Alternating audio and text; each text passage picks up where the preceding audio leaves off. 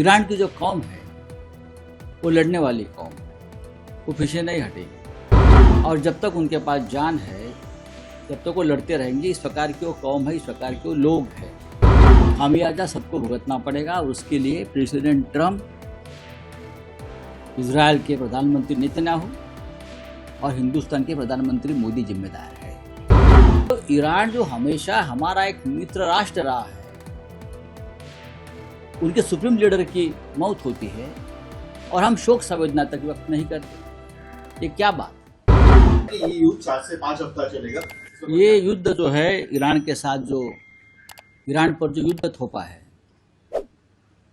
वो 4-5 हफ्ते नहीं, 1 साल तक भी चल सकता है, उससे ज़्यादा भी चल सकता है। ईरान की जनता जो है, मुझे मालूम है, मैंने इतिहास का विद्यार्थी रहा हूँ मैं। ईरान की जो कौम है वो लड़ने वाली कौम है, वो पीछे नहीं हटेगी और जब तक उनके पास जान है जब तक वो लड़ते रहेंगे। इस प्रकार की वो कौम है, इस प्रकार के वो लोग हैं।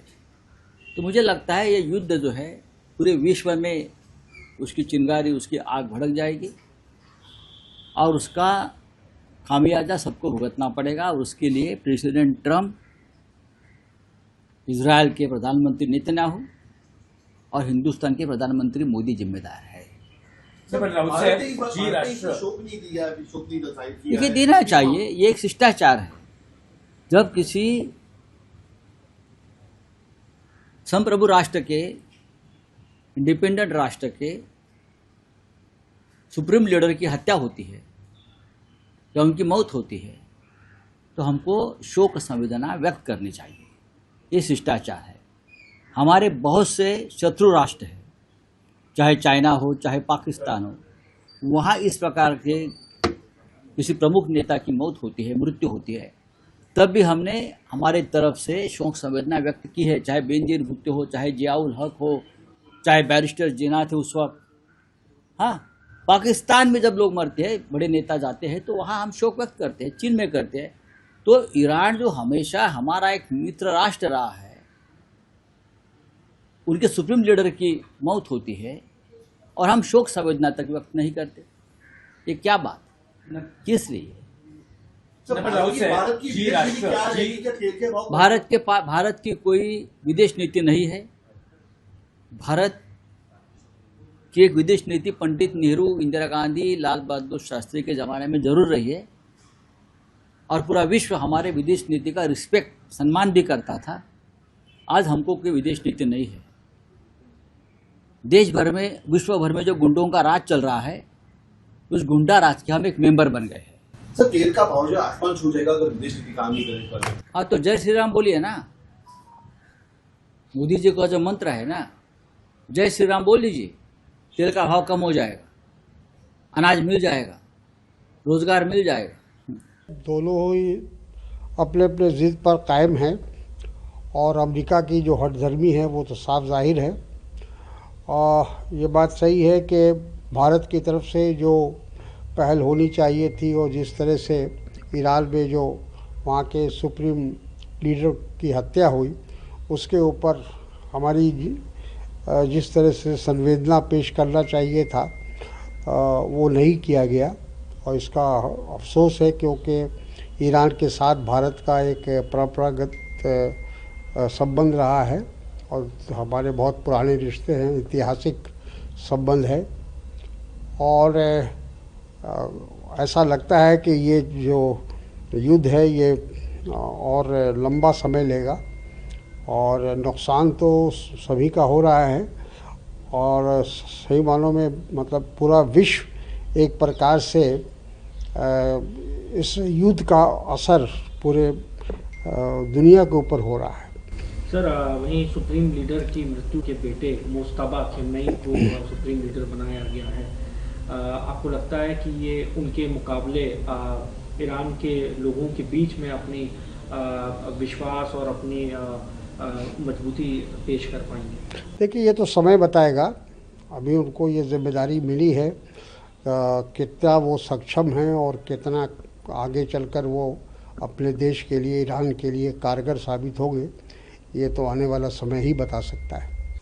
ये तो मैंने पहले भी कहा था, जितनी मेरी समझ है और जितना मैं इस पूरे क्षेत्र को ऐतिहासिक रूप से और वर्तमान में पढ़ रहा हूं या पढ़ चुका हूं, मैं कह सकता हूं ये गल्फ और ईरान के क्षेत्र तक नहीं रुकेगा।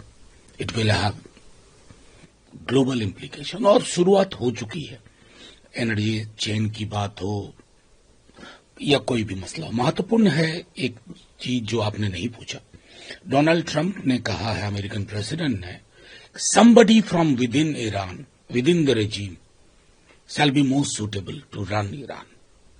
आपको ये अब समझ में आ रही बात। When you are prompting Sir Reza Pahlavi और उनके मीडिया में बयान देखिए, इन सब के मद्देनजर आपने जो की है, और कोई अफसोस नहीं जो किया आपने, 150 से ज्यादा kids they have lost their lives. जिन्हें स्कूल से घर आना था ना, वो घर नहीं पहुंचे, कब्रगाह पहुंचे। Who is responsible? कहीं तो अकाउंटेबिलिटी फिक्स होगी। ये कौन सा रूल बेस्ड ऑर्डर है? और मुझे चिंता इस बात की सिर्फ है, प्रधानमंत्री जी ने बात की तमाम मुल्कों से, ईरान के अंदर भी हमारे बहुत सारे लोग नागरिक हैं। अपने नागरिकों की सुरक्षा, साथ में जो हमारी नैतिक विरासत है, ताकतवर से ताकतवर मुल्क को ये कहना कि ये आप ठीक नहीं कर रहे हैं, this is against the basic protocols और this is against established conventions. ये हमें रवायत की, इन रवायतों की पुनर्वापसी करनी होगी। ईरान के जो सुप्रीम लीडर रहे, उनके जो भारत के रिप्रेजेंटेटिव हैं, उनके मुताबिक अमेरिका का लक्ष्य जो है वो ईरान नहीं है, बल्कि इसके बाद दूसरे देश होंगे। वहीं जो नहीं, इसके लिए रॉकेट साइंस के ज्ञान की जरूरत नहीं है। फर्ज कीजिए, मैं तो बहुत बड़े उदाहरण से नहीं समझो, किसी भी मुल्क में कुछ लोग सरकार से खुश रहते हैं, कुछ नहीं रहते हैं, कुछ को अपनी व्यवस्था पसंद आती है, कुछ को नहीं आते हैं, लेकिन सॉवरेंटी के कुछ उसके तकाजे हैं। आप क्या करोगे? सरकार बदल दोगे? या अमेरिका के अख्तियार में आ गया है कि मुझे वेनेजुएला में मादुरो पसंद नहीं है, उसको मैं अबडक्ट कर लूंगा, यहां मैं वो कर दूंगा, वहां मैं वो कर दूंगा। तो आप पूरी दुनिया को तहस नहस करने की रेसिपी पे काम कर रहे हो।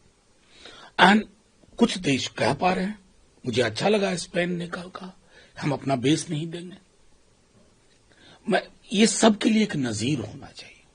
उधर स्ट्रेट ऑफ हॉर्मुज में हमारे जहाज फंसे हुए हैं, नाविक फंसे हुए हैं, और दूसरी ओर अब ये भी खबर आ रही है कि ईरान के सुप्रीम लीडर की मृत्यु के बाद अब उनके बेटे गद्दी संभालेंगे। आपको लगता है कि जो भारत के लिए चुनौती भविष्य में होने जा रहा है आर्थिक व्यवस्था के लिए, वो हमारे साथ जो पुराने, देखिए, मैं सीधी सी बात एक कहता हूं, भारतवर्ष को दो चीज पे कंप्रोमाइज नहीं करना चाहिए। एक, गरिमा का प्रश्न, सार्वभौमिकता का प्रश्न, नंबर एक। नंबर दो, अपने नागरिकों की सुरक्षा।